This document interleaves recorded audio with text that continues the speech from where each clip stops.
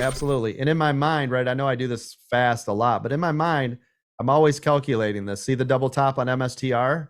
Mhm. So this is going down. Where's it going to go? Right to here. Now it's at a critical level, and I could trade off of this level. I can do it every time. If this stays below 328.50, I'm going to short it. Where's it going to go if it goes below there? Most likely close to VWAP. Right? If not, so I'm going to short it. I'd have a stop right here. There's my puts. As it gets closer, I shed. If I had 10, I get rid of 50%. This is the move right there. If it pops back up, so what? My stop is so tight here, I don't care. You see this? This is a triple bottom. You should already know what to do. Here, here, and here. Look how long it took to get back here. Big moves.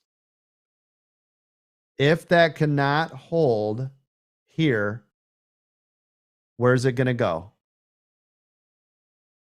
If it breaks and holds, where's it going to go? So isn't this a nice one to trade? Right here. There it goes long. There it The goes. calls are dirt cheap. Oh, yeah, but look at it. So right here, if I bought them, I could have a stop at, this 434.33. Why? Risk to reward. This is my risk.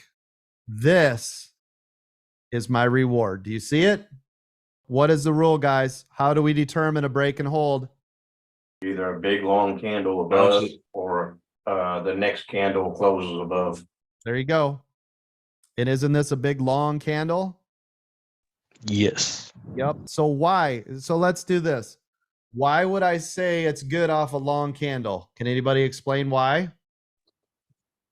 Because it would Because take you've some got a lot of to volume. regress down. Because it takes a long time, that's right, to come back.